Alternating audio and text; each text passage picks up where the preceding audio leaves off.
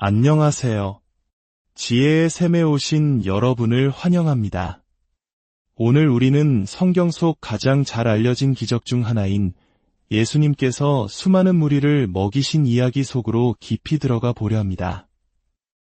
이 이야기는 단순히 배고픈 사람들에게 빵을 나누어 준 과거의 사건이 아닙니다. 이 안에는 오늘을 살아가는 우리 신앙인들의 삶과 사명에 대한 깊고도 중요한 영적 원리들이 숨겨져 있습니다. 본격적인 여정을 시작하기에 앞서 오늘 이 이야기가 여러분의 마음에 울림을 준다면 좋아요와 구독으로 저희에게 힘을 실어주시길 부탁드립니다. 이 귀한 말씀을 나누는 모든 분들의 삶 위에 하나님의 풍성한 은혜가 함께하기를 기도합니다. 광야의 해는 뉘엿뉘엿 저물어 가고 있었습니다. 예수님의 말씀을 듣기 위해 모여든 수많은 사람들, 성인 남자만 5,000명이 넘는 거대한 무리였습니다. 그들의 눈은 기대와 영적 갈급함으로 빛났지만 제자들의 얼굴에는 점점 걱정의 그림자가 드리워졌습니다. 그들은 예수님께 나아와 이렇게 말했습니다. 주님, 날이 저물었고 이곳은 빈들입니다. 사람들을 마을로 보내 각자 먹을 것을 사 먹게 하소서. 이것은 매우 합리적이고 현실적인 판단이었습니다. 하지만 예수님의 대답은 그들의 예상을 완전히 뛰어넘었습니다.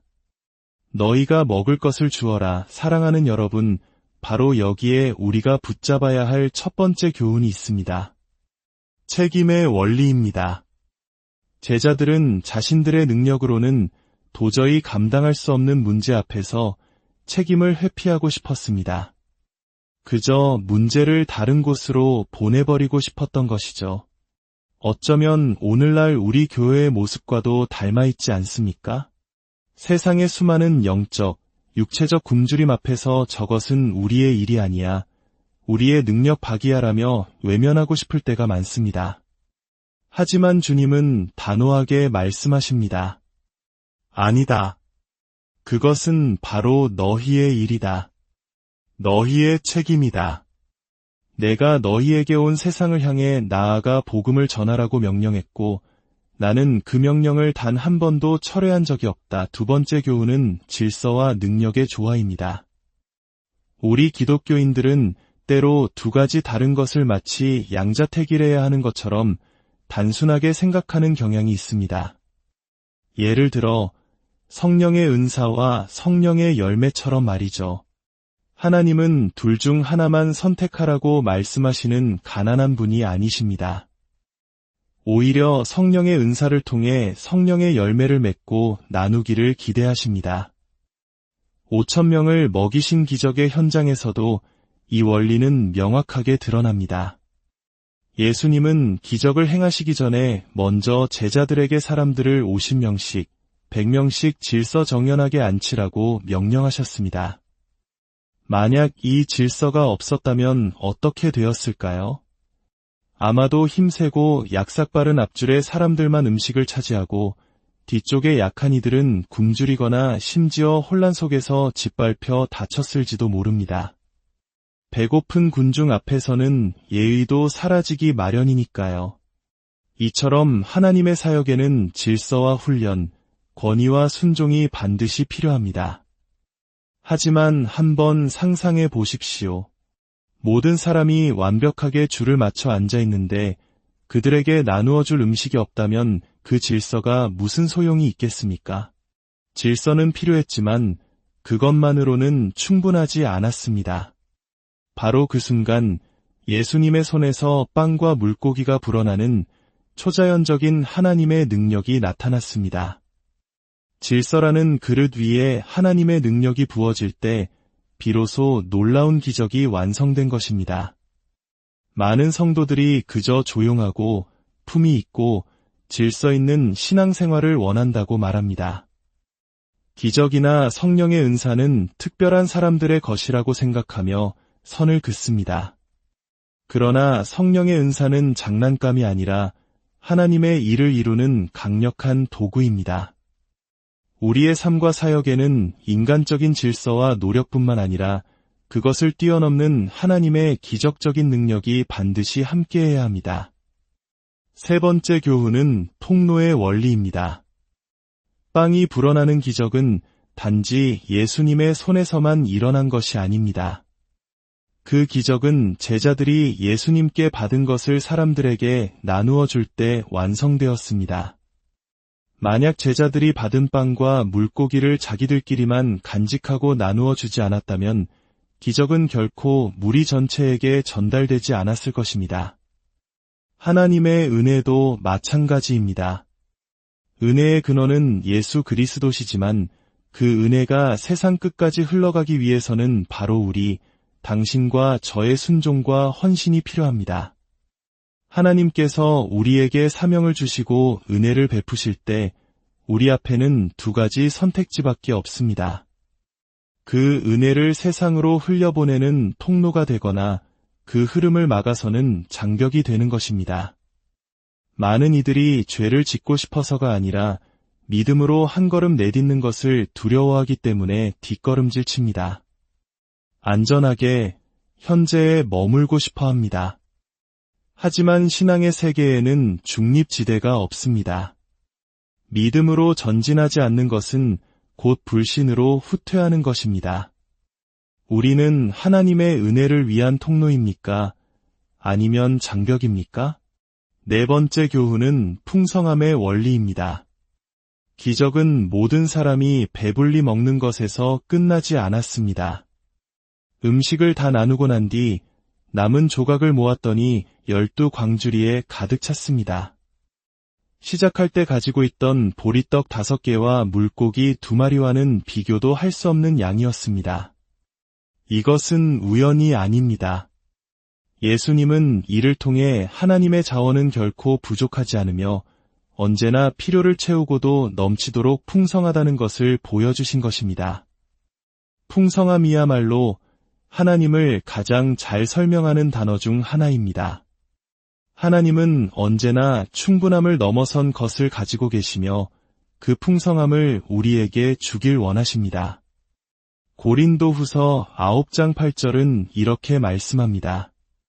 하나님이 능히 모든 은혜를 너희에게 넘치게 하시나니 이는 너희로 모든 일에 항상 모든 것이 넉넉하여 모든 착한 일을 넘치게 하게 하려 하심이라. 하나님께서 우리에게 풍성함을 주시는 이유는 우리가 그것을 이기적인 쾌락을 위해 사용하는 것이 아니라 모든 선한 일을 위해 사용하도록 하기 위함입니다. 마지막 5번째 교훈은 우리 인간의 상식을 뒤엎는 역설의 원리입니다. 다시 한번 말씀드리겠습니다. 필요가 크고 가진 것이 적을수록 남는 것은 더 많아진다. 이것이 얼마나 놀라운 원리인지 숫자로 확인해 봅시다. 첫 번째 기적에서는 5,000명을 보리떡 5개와 물고기 2마리로 먹이고 12광주리가 남았습니다. 그런데 두 번째 기적에서는 4,000명을 떡 7개와 작은 생선 2마리로 먹이고 7광주리가 남았습니다. 자세히 보면 사람이 더 많고 시작 자원이 더 적었던 첫 번째 기적에서 더 크고 많은 광주리의 잉여분이 생겼습니다. 예수님은 이 숫자들을 제자들이 똑똑히 기억하기를 원하셨을까요? 바로 이 역설적인 원리를 가르치기 위함이었습니다. 도전이 클수록 우리가 가진 것이 초라할수록 우리는 하나님의 풍성함을 덜이 아니라 더 기대할 수 있습니다. 이것이야말로 우리의 생각이 완전히 뒤바뀌어야 하는 지점입니다. 우리는 우리 자신의 능력과 자원의 한계에 갇혀 사는 노예가 되어서는 안 됩니다. 성경을 믿는다는 것은 바로 이러한 사고방식의 혁명을 의미합니다. 사랑하는 여러분, 이제 이 원리들을 오늘 우리의 삶에 적용해 봅시다. 특히 오늘날 우리처럼 물질적으로 풍요롭고 신앙의 자유가 보장된 사회에 사는 그리스도인들에게 주님은 무엇을 말씀하고 계실까요?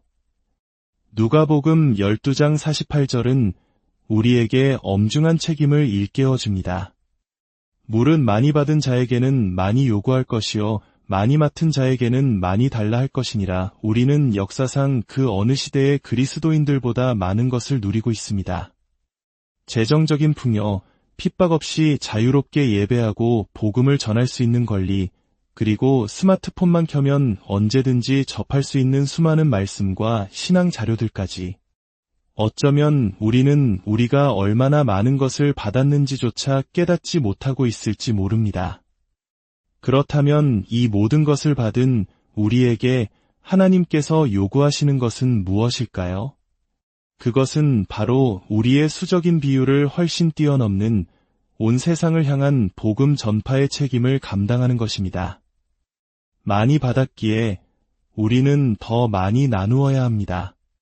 물론 우리 모두가 당장 선교사로 떠나야 한다는 의미는 아닙니다. 그것은 오히려 혼란을 야기할 것입니다. 각자에게 맞는 구체적인 방향은 성령님께서 개인과 공동체에 알려주실 것입니다. 사도 바울이 이방인을 위한 사도로, 베드로가 유대인을 위한 사도로 부르심을 받았듯 우리 각자에게도 하나님께서 주신 고유한 영역이 있습니다. 우리는 기도를 통해 그 영역이 무엇인지 분별하고 그 안에서 충성해야 합니다. 하지만 우리가 직접 가지 않더라도 우리는 이 사명에 온전히 동참해야 합니다.